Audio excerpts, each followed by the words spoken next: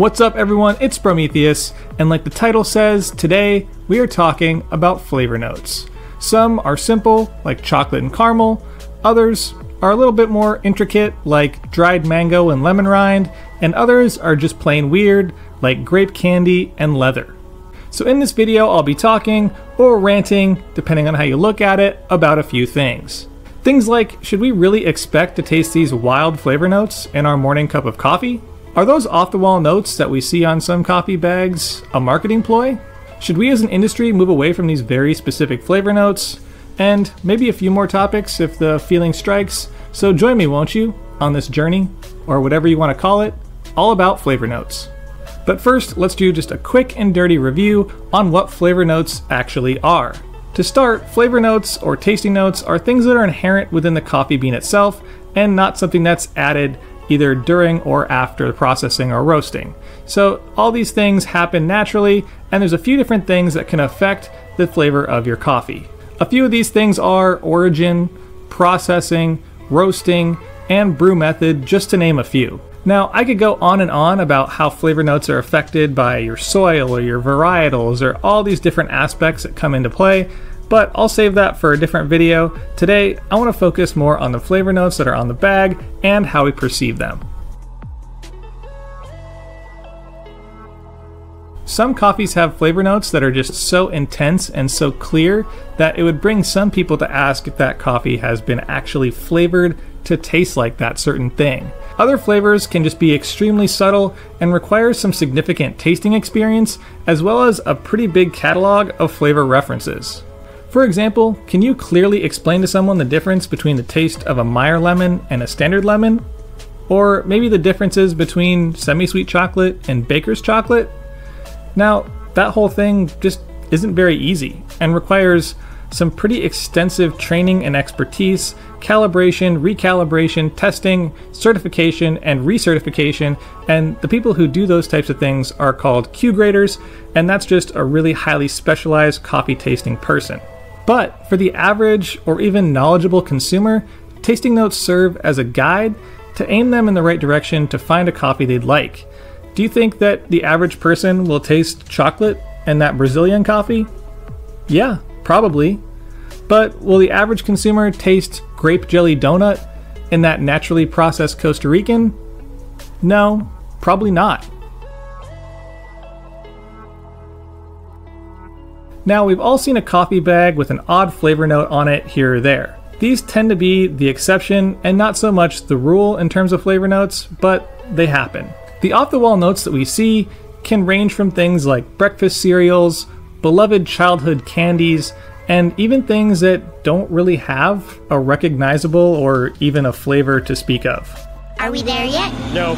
So this begs the question, are some of these crazy off-the-wall flavor notes more of a marketing ploy than anything else? And at this point, I think I have to say that, yeah, in some cases, this is true.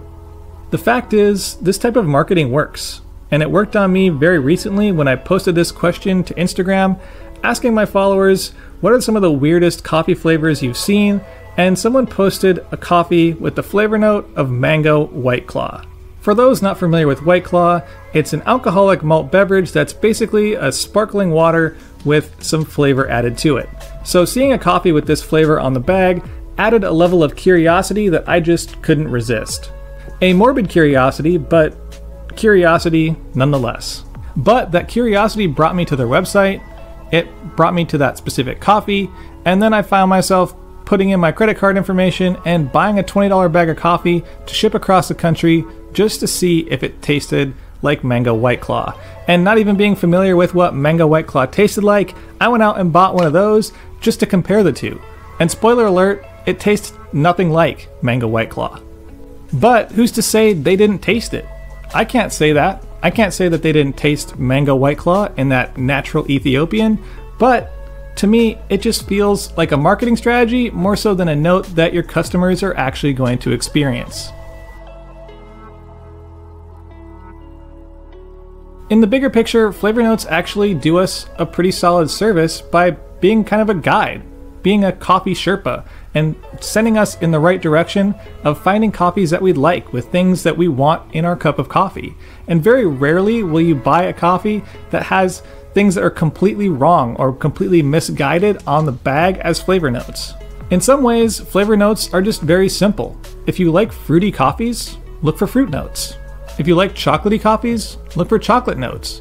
But try not to be discouraged if you don't taste exactly the notes that are on the bag. Oftentimes, those flavors on the bag are chosen in very specific, almost lab-like circumstances that are very, very difficult for most people or anyone to recreate at home or anywhere else.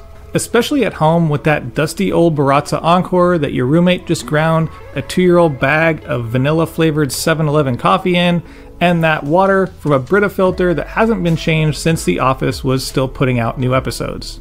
No! You'll thank me later.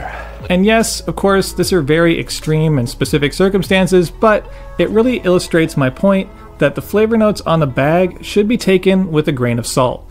In fact, some roasters are moving away from that very highly specific flavor note program. Take this bag from Kickapoo Coffee, for example.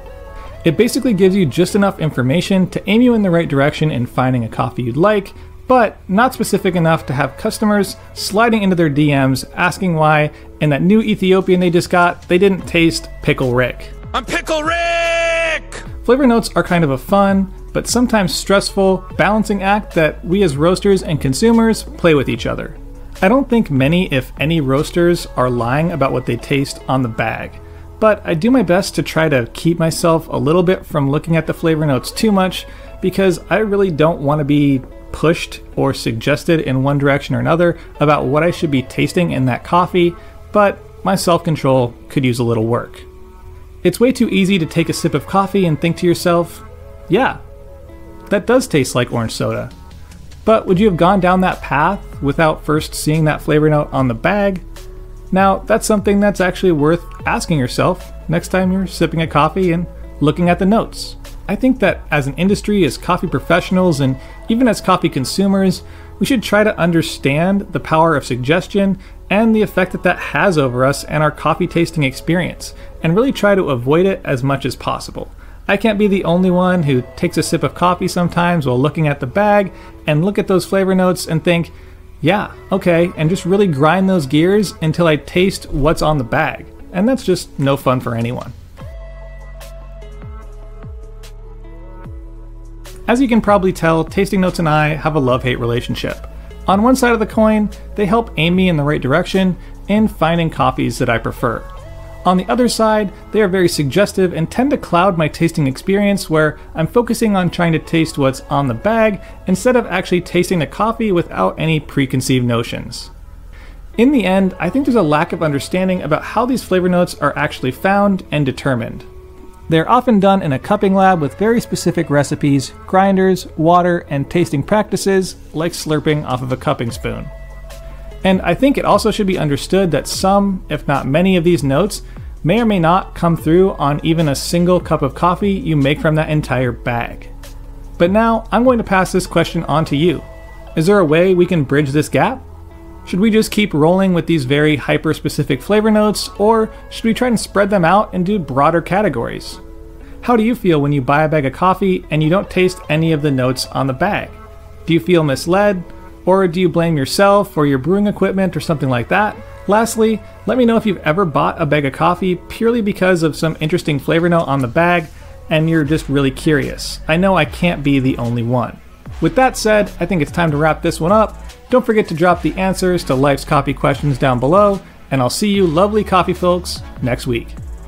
And a big thank you to my June Patreon supporters, Ads, James B, David, Hamad, Christopher, John K, Squeegee, Rowe, Brian, Lisa, Thomas B, Andre, Rick Racer, Sean, Joey, Thomas S, Noel, Spookus, Found Coffee, Mika, Samantha, Nathan, Aiden, Jonathan, Claire, Steven, James K, Josh, Andrew, Ollie, Ninja Warrior Coffee, Testing 123, Horison, Bobby, Corey C, Curry, Dave B, Jerry, Marcus, Nicholas, Paul, RD, Tim, Matt, Tony, and of course Zachary V. And last but not least, big thanks to the barista and barback tiers. If you want any information on my Patreon, there's a link in the description and in the upper right hand corner right now.